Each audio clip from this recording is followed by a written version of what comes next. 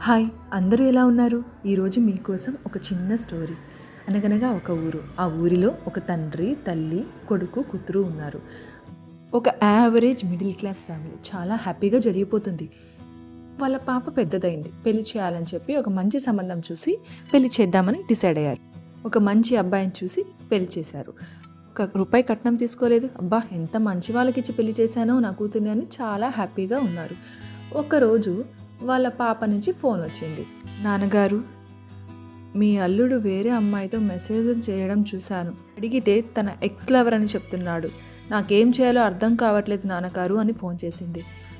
వాళ్ళ తండ్రి షాక్ అయిపోయాడు. ఏం చేయాలో అర్థం కాలేదు. వాళ్ళని అడిగితే లేదు మీ అమ్మాయిని చాలా బాగా చూసుకుంటాము, అవన్నీ అయిపోయాయి అని చెప్పి కన్విన్స్ చేసి మళ్ళీ వాళ్ళ లైఫ్ని స్టార్ట్ చేశారు. సరే, అయిపోయింది కదా, ఇంకనైనా హ్యాపీగా ఉందాం అని చెప్పి ఆ అమ్మాయి ఎంతో సంతోషంగా లైఫ్ స్టార్ట్ చేసింది.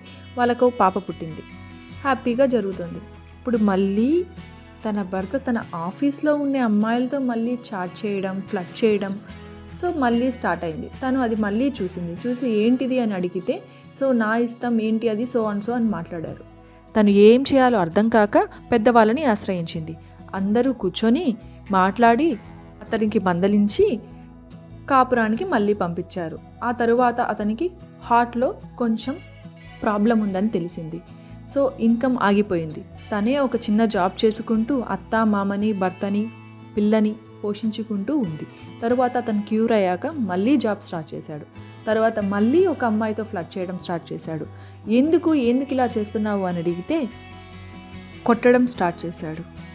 కనీసం అత్తమామ సపోర్ట్ అయినా ఉందా అంటే, ఆడపిల్ల పుట్టింది, పాపకి కావాల్సినవి పోయి మీ అమ్మగారింటి నుంచి తెచ్చుకోండి అని చెప్తున్నారంట. చూసారా ప్రపంచం ఎలా ఉందో. రీసెంట్గా ఆమె తండ్రి కూడా చనిపోయాడు.